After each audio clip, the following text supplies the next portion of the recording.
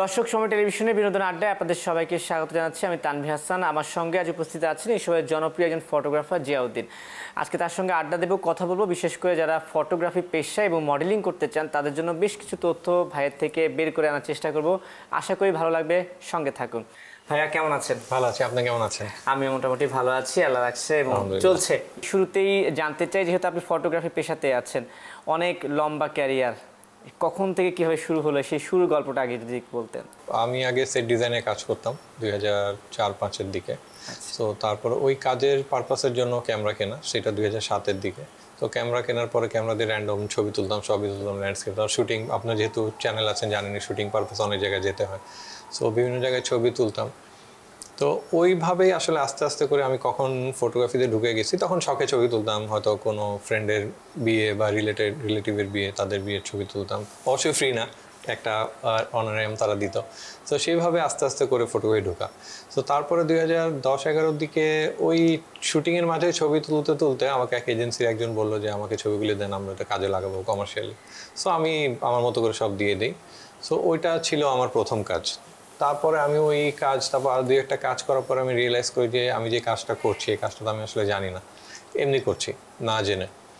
তারপর আমি গিয়ে বিভিন্ন কোর্স করি, 2 বছর নিজেকে সময় দিই ফটোগ্রাফি ঠিক মতো শেখার জন্য।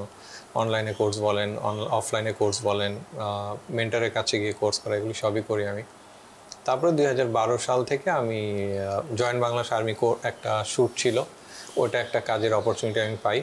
তারপর থেকে আমি আসলে এখন পর্যন্ত 2025-এ সো এখন পর্যন্ত আল্লাহর মতো করছি কাজ। আমি এর আগেও যে ফটোগ্রাফারদের সঙ্গে আড্ডা দিয়েছি, বেশিরভাগই একটা কথা, শখের থেকে আসলে প্রফেশনে চলে এসেছে সবাই, মানে শখের থেকে বেশিরভাগ ফটোগ্রাফি অ্যাঙ্গেলটাই হয়। তো 4 সালের দিকে শুরু করেছেন, এখন তো 25 সাল। 4 না 7-এ আসলে 7 সাল, কিন্তু 7 থেকে 25 তখনকার ক্যামেরা এখনকার ক্যামেরা আকাশ পাতাল পার্থক্য না? ক্যামেরাটা তো ডেফিনেটলি একটা ম্যাটার কাজ করার ক্ষেত্রে। পার্থক্য বলতে আসলে আমরা আমাদের দেখার চোখটা বেড়েছে অভিজ্ঞতার সাথে সাথে, বিভিন্ন নলেজ আমরা গ্যাদার করেছি। বাট ক্যামেরা হয়তো টেকনিক্যাল জিনিসগুলি আসলে অনেক ইমপ্রুভ করেছে আগের থেকে, কিন্তু ক্যামেরা তো আসলে একটা আপনার মেকানিক, কাজ তো আসলে আপনিই করবেন। সো টেকনিক্যাল দিক যদি আপনি চিন্তা করেন, ক্যামেরা অনেক বেশি ইমপ্রুভ ওই সময় থেকে এখন। আগে ধরেন আমি ফিল্মে আমিও ছবি তুলেছি, এখন ধরেন ফিল্ম নাই, ফিল্মের পর আসছে আপনার ডিএসএলআর আসছে। সো ওই ক্যামেরা এখন অলমোস্ট ডেড, এখন যেমন মিররলেস চলছে। সো অলরেডি ধরেন 3rd ফেজের ক্যামেরার যুগ চলতেছে। সো ইমপ্রুভমেন্টের কথা চিন্তা করলে বা ডিফেন্সের কথা চিন্তা, অনেক বেশি ডিফেন্স, মানে অনেক বেশি। এই যে ক্যামেরা এত ইমপ্রুভমেন্ট হচ্ছে আর কি, ইন ফিউচার তাহলে কি হবে? ক্যামেরা হয়তো বা হাতেই থাকবে, দেখা যাবে না ইন ফিউচার, হয়তো নেক্সট ফিউচার আমি যেটা আশা করি হয়তো মনে হবে, আমার যেটা মনে হচ্ছে ক্যামেরার সাথে হয়তো কিছু এআই ফিচার ওরা অ্যাড করে দিবে, অলরেডি এখন আছে। তারপরে হয়তো আরও কাজের সুবিধার ক্ষেত্রে হয়তো আরও কিছু ইনপুট হয়তো আগামী 5-10 বছর এটা এই রিলেটেড জিনিস ক্যামেরা ইনপুট হবে। তারপরে কি হবে সেটা আমরা কল্পনা করতে পারছি না আসলে। আচ্ছা, সেই কল্পনার জগতে এখন না যাই, আমরা বাস্তবে ফিরে আসি। সেটা হচ্ছে যে ফটোগ্রাফার বা ফটোগ্রাফি কিন্তু অনেকগুলো জোন আছে, শাখা প্রশাখা আছে। আপনি কোন সেকশনটা নিয়ে কাজ করতে সবচেয়ে বেশি স্বাচ্ছন্দ্য বোধ করেন? পার্সোনালি আমি স্বাচ্ছন্দ্য বোধ করি মেনলি পোর্ট্রেট নিয়ে কাজ করতে, কিন্তু কাজের খাতিরে আমি আসলে কাজ করি গিয়ে অ্যাডভার্টাইজিং অ্যান্ড কমার্শিয়াল ফটোগ্রাফিটাই করি। আমার জনরা গিয়ে advertising and commercial photography. But personally যদি আমাকে কাজ করে সেক্ষেত্রে আমি পোর্ট্রেটটাই আসলে বেছে নেব। আচ্ছা, পোর্ট্রেট বলতে কি বোঝাচ্ছে? সাধারণত যারা মডেলিং করতে চায় তাদের যে পোর্টফোলিও টাইপের যে একটা ফুললি পোর্ট্রেট হয় বলে নাকি? মেইনলি আপনি সোশ্যাল মিডিয়া বা এই কাজের ক্ষেত্রে পোর্ট্রেট বলতে আমরা যেটা বুঝি সেটা হচ্ছে ধরেন যে কোনো একটা মানুষের পোর্ট্রেট বা একটা মডেলের পোর্ট্রেট, যেটা প্রেজেন্টেবল, যেটা দেখিয়ে সে আসলে ক্লায়েন্ট বা এজেন্সিতে প্রেজেন্ট করে সে কাজ পেতে পারে। সো এইটাকে কমার্শিয়াল ক্ষেত্রে এটাকে পোর্ট্রেট বলে। ইন জেনারেল যদি আপনি পোর্ট্রেট বলেন সেক্ষেত্রে যে কোনো কারোর ছবি আসলে পোর্ট্রেট, সেটা হতে পারে একজন কৃষকের ছবিও, যে কোনো মানুষের ছবি বা যে কোনো ক্লোজ যার ছবি তুলবে সেটাই আসলে পোর্ট্রেট, যাকে পোর্ট্রেট করা হয় সেটাই আসলে পোর্ট্রেট। আচ্ছা, পোর্ট্রেটের প্রশ্ন যেহেতু আসলো, এটা নিয়ে আমার প্রশ্ন আছে, তারপর আমি আবার ফটোগ্রাফিতে ফিরে আসবো।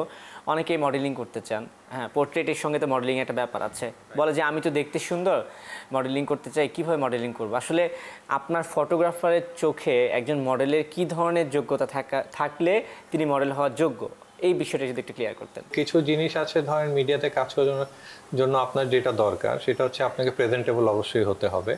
নট নেসেসারি প্রেজেন্টেবল মানে আপনাকে উগ্র হতে হবে। প্রেজেন্টেবল মানে ইন জেনারেল আপনি যে কাজটা করতে চাচ্ছেন সেই কাজের জন্য আপনি অ্যাপ্রোপ্রিয়েট কিনা।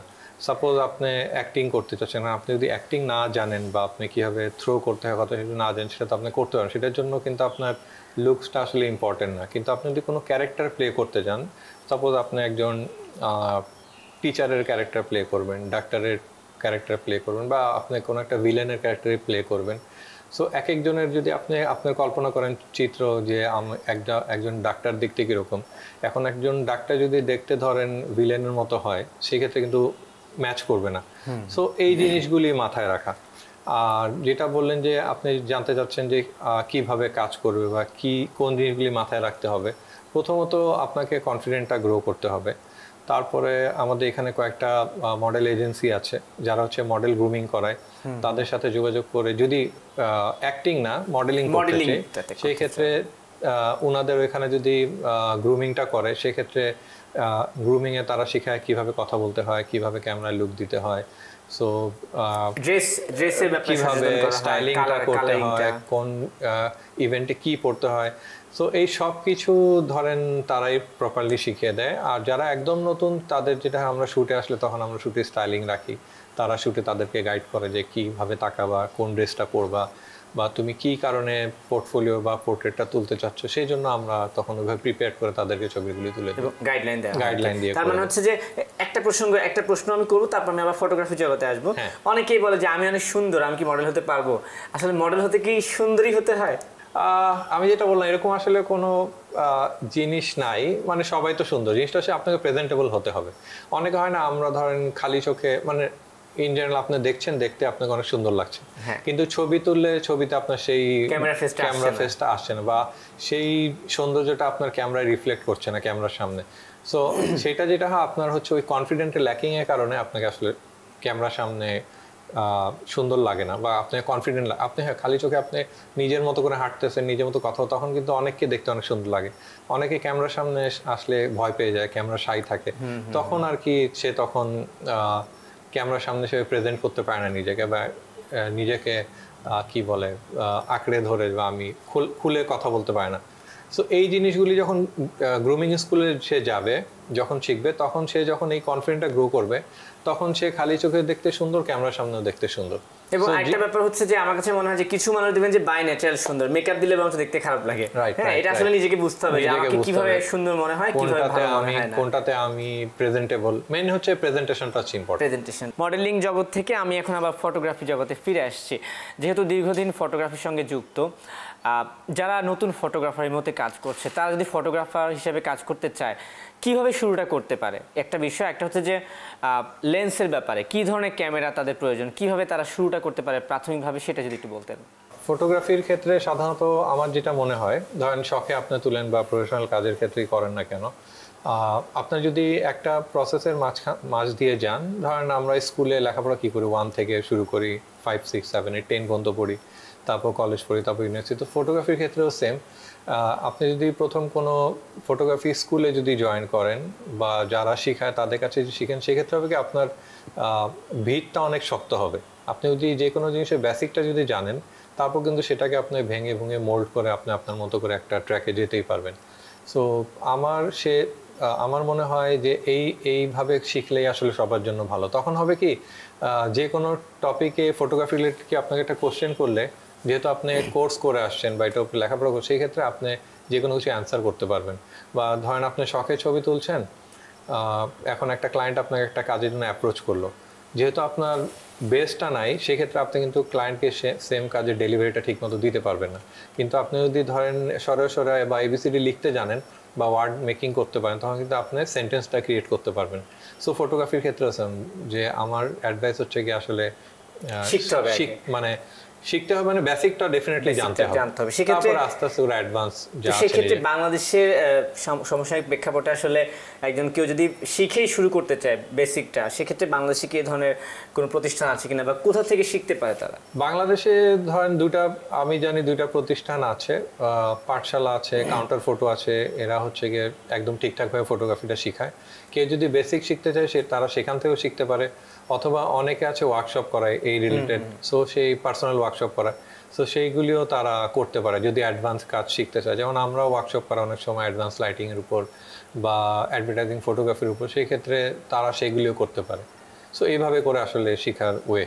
আর তাছাড়া অনলাইন তো আছে, অনলাইনের থ্রুতে ইউটিউব আছে, অনেক ইজি, গুগলে সার্চ করে শিখতে পারে। মানে শেখার ইচ্ছা থাকলে আসলে অনেকখান থেকে শেখা যায়, বিষয়টা এমনটা। একটা হচ্ছে যে অনেকেই ফটোগ্রাফি জগতে এখন আসছে, আমি ফোনের অপশনটা বাদ রাখছি, যারা একদম ক্যামেরা দিয়েই ফটোগ্রাফি করতে চায়, শুরুর দিকে আসলে কি ধরনের লেন্স বা কি ধরনের ক্যামেরা ব্যবহার করা উচিত বলে আপনি মনে করেন? ক্যামেরা আসলে একটা জাস্ট গিয়ার, ছবি তো আপনিই তুলবেন। সো আপনি ফোনে তুললে আপনি ছবি তুলবেন, একটা ক্যামেরা দিয়ে তুললে আপনিই তুলবেন। সো জিনিসটাকে আপনি কীভাবে তুলতেছেন ওটা হচ্ছে ইম্পর্টেন্ট। সো আমার সাজেশন হচ্ছে গিয়ে আপনার যা বাজেট আছে এই বাজেটের মধ্যে আপনি যা পাবেন সেটা দিয়ে কাজ করা উচিত। তারপরেও কিছু স্টাডি করে নেওয়া উচিত। ধরুন আপনি যেটা বললেন যে আমি তুলতে চাচ্ছি, এখন আমি কি তুলবো। সাপোজ আপনি ওয়াইল্ড লাইফ বা বার্ড ফটোগ্রাফি করবেন, সেক্ষেত্রে কিন্তু আপনার যেন তেন ক্যামেরা দিয়ে হবে না, যেন তেন লেন্স দিয়ে হবে না। সেই ক্ষেত্রে এটা যেমন ডিফারেন্ট একটা ট্র্যাক। আবার আপনি ধরেন স্পোর্টস ফটোগ্রাফি করবেন, আপনি ভাবছেন আচ্ছা ঠিক আছে আমি ছবি তুলবো, আমি ট্র্যাক আগে সিলেক্ট, আমি স্পোর্টস ফটোগ্রাফি করবো, সেই ক্ষেত্রে কিন্তু পুরো আপনার গিয়ার সেটা পুরো ডিফারেন্ট হবে। সো কিছু কিছু এই জন্য আপনাকে যদি আপনি যদি কেনার আগে যদি স্টাডি করে নেন আপনি কী চাচ্ছেন, কী কিনতে চাচ্ছেন, সেই ক্ষেত্রে আপনার কেনাটা অনেক জাস্টিফাই হবে বা আপনি বুঝে আপনি ইনভেস্ট করতে পারবেন। যেমন আপনি যে বললাম বার্ডিং যদি আপনি করেন, আপনি জানেন না, সো আপনি বিগিনার লেভেলে একটা লেন্স কিনলেন, সো সেই পাখি ছবি তুলতে গেলে আপনি সেই লেন্সটা আপনার কাজে দিচ্ছে না। সো আপনার যেমন জুম লেন্স কিনতে হবে, অনেক জুম লেন্স। সো এই বেসিক জিনিসগুলিতে আপনি জানেন, সেই ক্ষেত্রে আপনার ডিসাইড করতে ইজি। সো যেই কোনো ক্যামেরাই আসলে মানে জাস্ট আমি যে সেকশনটা ধরে কাজ করব সেই উপযোগী আমাকে ভেবে চিন্তে কিনতে হবে, রাইট। কেউ যদি বিগিনার একদম শুরুর দিক থেকে শুরু করে, এটাকে যদি প্রফেশন হিসেবে নিতে চায়, ইনকাম সোর্সটা কেমন? ইনকাম সোর্স আসলে বাংলাদেশ ফটোগ্রাফির সেক্টরটা খুবই ভাস্ট। যে কেউ আসলে যদি একটু সময় দিয়ে যদি মন দিয়ে কাজ করে ডেডিকেটেড ভাবে, সে অবশ্যই অনেক ভালো করতে পারবে, ভালো ইনকাম করতে পারবে। আমি যদি স্টুডেন্টদের কথাই বলি, যারা এখন ধরেন এখন যাদের লেখাপড়া শেষ হয়নি, তো তারা তো আসলে ফুল টাইম ফটোগ্রাফি করতে পারবে না। তাদের যেমন সুযোগ আছে ইভেন্ট ফটোগ্রাফি করা, কনসার্ট ইভেন্টের মধ্যে কনসার্ট ফটোগ্রাফি আছে, ওয়েডিং আছে, কর্পোরেট ফটোগ্রাফি আছে, কর্পোরেট অনেক ইভেন্ট হয়। সো এই ফটোগ্রাফিগুলি যদি তারা করে ঠিকঠাকভাবে এবং ট্রাই করে যদি একটা স্ট্যান্ডার্ড মেনটেন করার, সেই ক্ষেত্রে ধরেন তারা বেশ ভালো ইনকাম করতে পারে, যেটা দিয়ে সে তার এডুকেশন যে এক্সপেন্স সেটা সে ইজিলি বেয়ার করতে পারবে। ইভেন তার হাত খরচ যেটা হয়তো বাসার থেকে নিচ্ছে সেটা সে ইজিলি এটাতে রিকভার করতে পারবে। ইভেন সেটা দিয়ে সে তার ইকুইপমেন্ট গিয়ারও আপডেট করবে। তার মানে একটা ছেলে বা একটা মেয়ের আসলে দৈনন্দিন চাহিদা যা যা লাগে সে ফটোগ্রাফি করে ইজিলি সেটা সে বেয়ার করতে পারবে। মানে ভালো একটা সুযোগ আছে, ভালো মানে অনেক ভালো সুযোগ। এবং আমাদের দেশে কিন্তু ওয়েডিং ফটোগ্রাফিটা বেশ জনপ্রিয়, এবং আমাদের ওয়েডিং ফটোগ্রাফি যারা ফটোগ্রাফি করে অনেক আছে, বাইরে গিয়ে ইন্টারন্যাশনাল লেভেলেও কাজ করছে। সো ওই ডেডিকেশন যদি থাকে, সো ওইটাও তারা তখন কাজ করতে পারবে। অনেকের একটা অভিযোগ আছে পোর্ট্রেটের ক্ষেত্রে, বলে যে ফটোগ্রাফি করতে গেলে যেমন ওয়েডিং ফটোগ্রাফিতে অনেক চার্জ, পোর্ট্রেটে অনেক চার্জ, টাকাটা অনেক বেশি নেয়। আসলে চার্জটা এত বেশি হয় কেন? আপনি যার কাছে ছবিটা তুলছেন বা যার কাছে আপনি সার্ভিসটা নিচ্ছেন, তার অভিজ্ঞতার উপর কিছু, সে যেই ডেডিকেশন নিয়ে যে প্রফেশনাল ওয়েতে আপনাকে যে সার্ভিসটা দিবে, সেই সার্ভিসটা আপনি কখনো একজন অ্যামেচার থেকে পাবেন না। একজন যে প্রফেশনাল ফটোগ্রাফি করে বা যে ক্রিয়েটিভ কাজটা করে, সে শুধু ছবি তুলে না, তার পুরো ম্যানেজমেন্টটাই হচ্ছে প্রফেশনাল ওয়েতে কাজ করে। যেমন আপনার ভেন্যুতে টাইম মতো আসা, কোন সময় আপনার ছবিটা তুলবে, আপনাকে ছবিটা ডেলিভারি দিবে, ঠিকঠাক আপনাকে ভালো লাগছে কি না সেটা সে মেক শিওর করবে। সো একজন যে নতুন, যে কম পয়সা, যার অভিজ্ঞতা কম, যে কম নিচ্ছে, সো তার সাথে যদি কম্পেয়ার করে সেই ক্ষেত্রে অবশ্যই বেশি। কিন্তু আপনি যদি লং টার্মের জন্য চিন্তা করেন, আমি ছবিটা 10 বছর পরে দেখবো, 15 বছর পর, সেই ক্ষেত্রে যাতে আপনার মনে না হয় যে তখন যদি একটু টাকা বেশি দিতাম, যদি একটু ভালো সার্ভিস পেতাম, তাহলে হয়তো এখন পর্যন্ত আমার ভালো মোমেন্টটা। আর ধরেন বিয়ের যেটা হয়, মোমেন্ট আসলে একটাই, এই একবারে যদি আপনারা যদি ধরেন বা যারা নেয় সার্ভিসটা, তারা যদি, অবশ্যই সবার বাজেট একটা রেস্ট্রিকশন থাকে। সো যদি তারা যদি এই অল্প পয়সা বাঁচানোর জন্য যদি ধরেন বেটার সার্ভিসটা না নেয়, সেই জন্য তার পুরো লাইফটা সে আসলে সাফার করবে। সো এটা একটা ইস্যু। আর তাছাড়া ধরেন যে জব করে, আমি যদি কম্পেয়ারের জায়গাটা আসি, ধরেন একজন যে জব করে, একজন বিগিনার স্টেজে, সে ধরেন জব করতেছে, এখন ধরেন সাপোজ 15,000 টাকা দিয়ে শুরু করলো, সে 5 বছর পর তার 15,000 টাকা জবটা করবে না, তার ডেফিনেটলি স্যালারি বাড়বে। তো স্যালারিটা বাড়তেছে অভিজ্ঞতার আলোকে। সো ফটোগ্রাফিটাও সেম, ফটোগ্রাফাররা যত সিনিয়র হবে তার অভিজ্ঞতা তত বাড়বে। সো তার সেটা যে স্ট্যান্ডার্ড মেনটেন করার জন্য, এটা ওয়ার্ল্ড ওয়াইড। কারণ এটা তো তার বিজনেস। একজন ফটোগ্রাফার আপনার থেকে হয়তো টাকাটা বেশি নিচ্ছে, কিন্তু এই টাকাটাতে তার ইকুইপমেন্ট গিয়ারে আসলে ইনভেস্ট করতেছে, তার সার্ভিসে বেটার করার জন্য সে ইনভেস্ট করে। সো এই কারণে একটু বেশি হয় আই থিঙ্ক। আর আপনার তো বিজনেসের একটা কি বলে এটাকে রেপুটেশন ভ্যালুও থাকে, সো ওইটার টাকাটাও অ্যাড হয় এটার সাথে। যাই হোক, প্রশ্নটা হচ্ছে আমি আমার পক্ষ থেকে করছিলাম আর কি, যে আমার একটু ব্যাপারে মানে এটা অভিযোগ ছিল যে ফটোগ্রাফি করতে গেলে অনেক টাকা চলে যায়। যাই হোক, এখন আমি একটা বলতে চাই 7 থেকে অর্থাৎ 2007 টু নাও 25 দীর্ঘ সময়, লম্বা সময়, এর মধ্যে তো অনেক অভিজ্ঞতার ঝুলি, অনেক মজার গল্প আছে, স্মৃতি আছে, আবার বিরক্তকর ব্যাপারও আছে, কিছু একটু শুনতে চাই শেষ বেলায়। বলতে গেলে আসলে আমার প্রথম যে কাজটা ছিল একদম মানে ব্যাক করার পর 2012 সালে, যেটা হচ্ছে গিয়ে জয়েন্ট বাংলাদেশ আর্মির যে কাজটা, এটা হচ্ছে গিয়ে এখন পর্যন্ত আমার ধরেন ফেভারিট কাজ। সো কারণ এই কাজটা অনেক চ্যালেঞ্জিং ছিল, কারণ আর্মিদের লাইফস্টাইল আমাদের রেগুলার লাইফস্টাইলের মতো না, পুরো ডিফারেন্ট একটা জোন। সো ওই কাজটা আমি 2012 সালে যখন করি, তখন ওই টাইপের কাজ বাংলাদেশে হয়নি কারোই। সো আমি বলতে গেলে প্রথম কাজ ডিফারেন্টভাবে, ওইটা দেখে সবাই বলতো ওয়াও, এটা তো মনে হচ্ছে কোনো গেমের পোস্টারের মতো, বা হচ্ছে এই শ্যুটটা কি মুভির শ্যুট নাকি, বা এটা কি বাইরের থেকে শ্যুট করে আনা নাকি, আমাদের দেশে শ্যুট নাকি। সো ওই কাজটা ছিল আসলে খুবই আমার জন্য স্মরণীয় কাজ, খুবই এক্সাইটিং ছিল কাজটা। 7 সালে শুরু, বর্তমানে চলছে 25 সাল। অনেক ফটোগ্রাফার আসছে, বর্তমানে অনেক তরুণরাও কাজ করছে। বাংলাদেশের ফটোগ্রাফি জগতে ফটোগ্রাফারদেরকে কেমন দেখছেন তাদের কাজগুলো? তখন যখন শুরু করেছিলাম আর এখন যারা শুরু করেছে, এখনকার কাজ অনেক বেটার ইন এ সেন্স, তাদের তো ধরেন এখন তাদের দেখার অনেক অপশন আছে, অনেক রেফারেন্সের অপশন আছে, ইমপ্রুভমেন্টের অনেক জায়গাটা আছে, ইকুইপমেন্ট অনেক বেশি অ্যাভেলেবেল, যা চাচ্ছে তারা ইজিলি কালেক্ট করতে পারতেছে সেই ওয়াইজ। সো আমাদের কাজের সাথে যদি কম্পেয়ার করে, এখনকার যারা কাজ করে তারা অনেক ভালো কাজ করে। যেমন টেকনোলজির দিক থেকে তারা অনেক বেশি অ্যাডভান্স, ফটো রিটাচিংয়ের কথা যদি বলেন সেটার থেকে তারা অনেক অ্যাডভান্স। সব কিছুর দিক থেকেই আমাদের সাথে যদি ওই সময় আমার শুরু আর এখনকার একজন যে শুরু করে যদি কম্পেয়ার করেন, এখনকার জেনারেশন অনেক বেশি অ্যাডভান্স আসে, এবং দে আর ফার্স্ট টু। রাইট। ঠিক আছে জিয়া ভাই, আপনাকে অসংখ্য ধন্যবাদ, অনেক আড্ডা দিয়েছি। শেষমেশ বলতে চাই, এই ফটোগ্রাফার অর্থাৎ নতুন ফটোগ্রাফারদের জন্য এবং যারা মডেলিং করতে চান তাদের উদ্দেশ্যে কিছু টিপস দিয়ে কিছু বলবেন ক্যামেরা দিয়ে তাকিয়ে। ফটোগ্রাফিতে বা অ্যাডভার্টাইজিং ফটোগ্রাফিতে যারা আসতে চায় তাদের জন্য আমার অ্যাডভাইস হচ্ছে গিয়ে অবশ্যই যাতে স্টাডি করে আসে, সে আদৌ কাজ করবে কিনা, সে লং টার্মে কাজ করবে কিনা, লং রান সে যে কাজ করবে সেই ইকুইপমেন্ট চার্জ সে বিয়ার করতে পারবে কিনা। কারণ অ্যাডভার্টাইজিং ফটোগ্রাফি আসলে একটা ব্যয়বহুল একটা বিজনেস। নর্মাল ফটোগ্রাফিতে যেটা হয় আপনার ক্যামেরা লেন্স থাকলেই হয়, কিন্তু অ্যাডভার্টাইজিং ফটোগ্রাফি করতে হলে আপনাকে অনেক বেশি ইকুইপমেন্ট আপনার থাকতে হবে, ইকুইপমেন্ট সম্বন্ধে আপনার নলেজ থাকতে হবে, ফটোগ্রাফির সব সেক্টরের সেন্স আপনার থাকতে হবে। সো এই জিনিসগুলি আপনার যদি স্টাডি করে আসেন বা লেখাপড়া করে আসেন বা কোনো কোর্স করে আসেন, সেই জন্য তখন আপনাদের কাজে হেল্প হবে।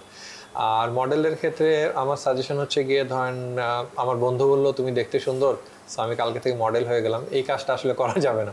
সো আপনার যেটা করতে হবে সেম ফটোগ্রাফির মতো, আপনাদের বাংলাদেশে অনেকগুলি ধরেন মডেল গ্রুমিং ইনস্টিটিউট আছে, তাদের সাথে যোগাযোগ করে অনেক ভালো ভালো যারা ওনার যারা এদের, তারা খুবই এই ইন্ডাস্ট্রি থেকেই, তো তারা আপনাদের প্রপার গাইড করবে, কথা বলতে শিখাবে, কনফিডেন্স গ্রো করবে।